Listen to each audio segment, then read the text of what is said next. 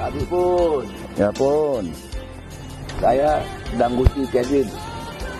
Sekarang berada di Kabupaten Pesawaran. Saya berbincang-bincang di gedung yang megah. Megah, kokoh, besar. Luar biasa ini gedungnya. Dan dia menantang Pesawaran. Biasa itu. Biasa. Ada gunung betung nih. Ada gunung betung, ya kan? Nah, pemandangannya luas. Hebat nih kantor bupati ini. Ya, kantor Pesawaran nih luar biasa, gitu. Nah, saya juga ingin berbicara sama ini tokohnya nih. Ya, tokoh ganteng nih. Anak murid. Tokoh tampan nih, ya. Gitu kan? Hebat nih. Mahasiswa, aktivis, senat, ya, ketua organisasi. Ini luar biasa. Ya. Namanya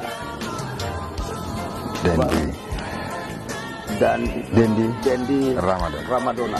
Wah, luar biasa. Masih muda, 37 tahun. Ya. Sudah 2 kali bupati. Jadi waktu itu umurnya baru 34. 32 jadi bupati. Jangan bupati termuda di Indonesia ini. Di Lampung. 32 loh umurnya jadi bupati. Ya, gitu. Nah, ini pertanyaan saya nih, Pak Bupati. Siap. Kenapa sih mau jadi bupati? Ya, terima kasih Om. Saya manggil beliau ini nggak bisa, harus lepas Om. Karena beliau adalah seperti orang tua saya, guru saya, dan mentor. Ya. Karena pertama saya jadi bupati, beliau dulu menjabat Kapolda di Lampung. Dan salah satu peninggalan beliau ada sebenarnya di Pesawaran, yaitu Polres Pesawaran. Ya, karena inisiasi beliau. Ya. Tapi inisiasinya dari Pak Kapolda pada saat Om Iko masih menjadi Kapolda aktif di Pesawaran.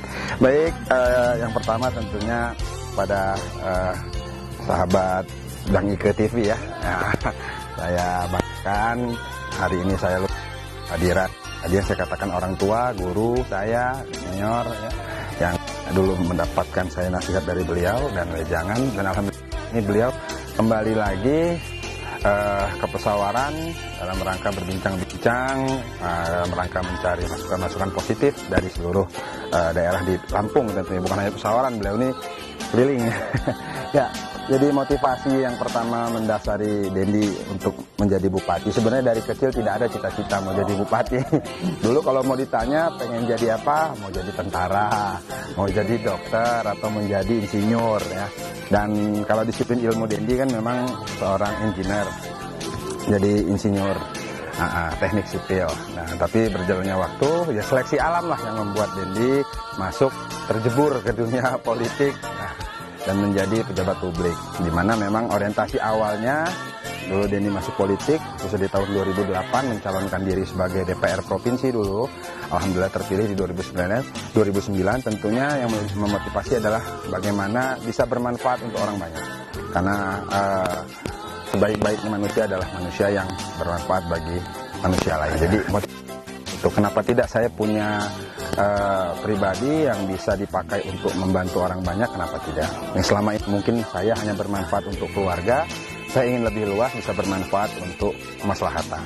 Itu yang pertama. Dan alhamdulillah jenjang karir politik menjadi Dewan Provinsi 2 kali juga, lalu juga ditakdirkan Allah dan dimandatkan masyarakat sebagai Bupati Pesawaran.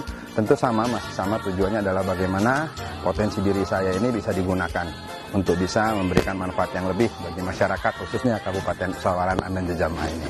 Itu yang paling motivasi dasarnya. Pelitnya pun wisatanya di kami. Jadi setiap ada kunjungan-kunjungan wisata pasti ke tempat Pesawaran. Tapi bermalamnya dan aktivitas ekonominya banyak di Bandar Lampung. Kalau seperti Dendi ambil contoh, pariwisata saya tutup Sabtu Minggu. Itu rumah makan begadang di Bandar Lampung sepi. Karena terutama ya karena maksudnya tergantung juga dengan pendatang. Kalau tahu bahwa pariwisata tutup, orang nggak ke Lampung, sehingga ada resto-resto tertentu yang memang selama ini berharap dari kunjungan-kunjungan dari luar ya, itu agak kewalahan seperti itu. Dendi Ramadona, waduh, pasti cakep nih ya. Salah jurusan kalau sebut tadi, gak jawab. Tapi cocok loh sekarang ini ya. Ya, Didapat di daerah Pesawaran. Pesawaran itu pusat pariwisatanya Provinsi Lampung. Ada di Kabupaten Pesawaran. Luar biasa. Orang Palembang aja datang di sini. Orang Jakarta, Jogja, Banten, Jogja. Pokoknya ngeliat apa pantai apa pulau-pulau kami dan di Pahawang, Tegal. Tegal. Nah, itu luar biasa pada sini semua. Ya. Nah, jadilah di sini pusatnya, gitu. Nah, tadi orang nginep di Bandar Lampung. Apa nggak ada keinginan bikin hotel di pinggir-pinggir pantai? Itu. Kedua, apa nggak ingin buat akademi pariwisata atau universitas perguruan tinggi pariwisata. Siap. Supaya anak mudanya nggak pergi kemana-mana, kuliah di sini, universitasnya di sini, pariwisata terbesar. Kalau menurut saya udah terkenal di mancanegara, di nasional Pesawaran ini. Siap. Ada nggak keinginan Bupati membuat universitas atau akademi tentang pariwisata? Karena tidak mungkin Pesawaran ini tidak mengandalkan pariwisata. Betul. Dan pariwisatanya termasuk pariwisata nasional dan mancanegara sudah besar. Kira-kira ada nggak keinginan itu? Sangat-sangat itu ekspektasi saya. Yang pertama terkait tentang tadi hub dari Bandar Lampung dengan Pesawaran, kita cukup tahu bahwa orang memang kadang-kadang terkesan tidak adil bahwa berwisata jadi Pesawaran tapi bermalamnya di Bandar Lampung. Kadang-kadang makannya pun dari Bandar Lampung bungkus, ya kan. Sebenarnya itulah yang menjadi kendala dan akhirnya kami menetapkan Pesawaran sebagai kawasan ekonomi khusus pariwisata dan akan disetujui oleh Menteri. Nanti akan jadi one stop entertain. Jadi hotel di sana, makan di sana, belanja di sana, olahraga di sana, hiburan di sana, one stop entertain. Jadi tidak kemana. Masuk ke Pesawaran, spend money-nya dibuang semua di Pesawaran. Ya Bandar Lampung tetap ada karena dia tetap perlintasan, tetap orang checkpointnya tetap Bandar Lampung semua. Nah, maka daripada itu sudah ada yang masuk juga. Kami memang yang dikejar karena tadi berbasis kearifan lokal, memang yang dikejar banyak klaster-klaster homestay. Di pulau-pulau memang yang disarankan untuk cottage dan homestay. Tidak boleh hotel-hotel berlantai-lantai tinggi dan manajemennya manajemen cottage. Seperti itu. Kalau di daerah kepulauan. Di daratan silakan. Alhamdulillah sudah ada investor yang masuk. Kalau tidak salah ada salah satu merek hotel brand hotel terkenal sudah investasi sebesar 300 miliaran sudah masuk di daerah Lupandan di daratan di pinggir pantai dan ada dua yang satu lagi on progress. Nah, jadi memang ke depan Pesawaran ini menjadi kawasan ekonomi khusus pariwisata di mana memang jadi tidak lagi wisatanya di Pesawaran, nah hanya wisatawan hanya meninggalkan sampah, nanti pulang lagi ke Bandar Lampung. Nah itu sudah ada perencanaannya dan ya mudah-mudahan COVID ini tidak menjadi kendala yang besar bagi pembangunan. Jadi memang produktif, punya handphone itu bisa menambah nilai ekonomi. Contohnya, Dendi mau jualan kacang, Dendi nggak perlu kebun kacang, Dendi nggak perlu juga punya merek kacang. Tinggal Dendi kerjasama dengan pasar-pasar yang punya kacang. Setiap ada kacang produksi kirim ke handphone saya. Dari saya nanti saya branding menjadi sebuah produk yang saya jual. Masuk ke marketplace. Masih muda soalnya. Orang tua juga banyak, ibu-ibu loh. Ibu-ibu juga banyak yang produktif sekarang. Jualan jilbab nggak perlu punya toko.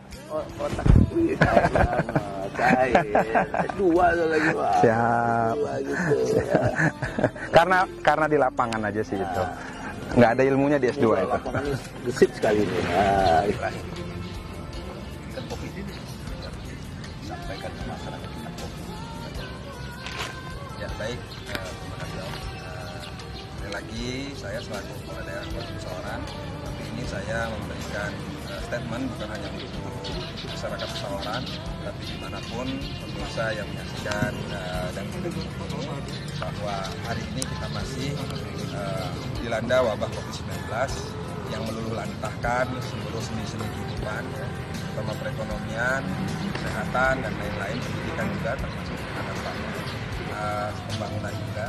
Maka saya berpesan, mari kita sama-sama jaga diri, jaga keluarga dan jaga lingkungan kita. Kita harus lebih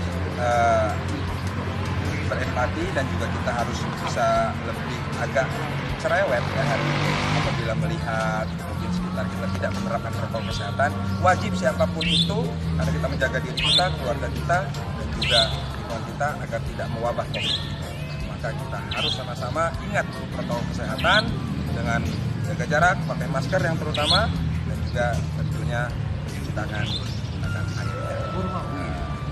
Seperti itu. Dimanapun, siapapun hari ini wajib.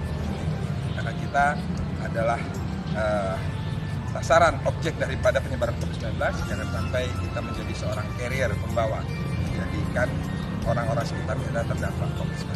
Maka jaga diri kita, jaga keluarga kita, dan juga jaga lingkungan. Luar biasa.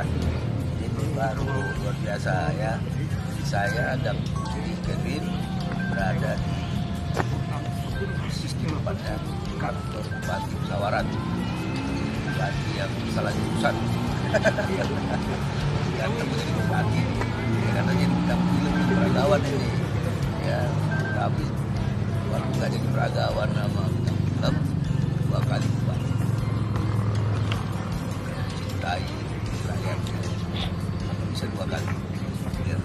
Tapi ayah juga pernah jadi bupati saya semuanya saya antar nyawa kantornya Bupati Musyawarah ada lagi dalam pasar kredit BTD. Saya sama Bupati Muda Cakrep ada lagi Cakrep lagi dan Cakrep ya yang tingginya. Sekian, terima kasih. Wassalamualaikum warahmatullahi wabarakatuh. Kami pun.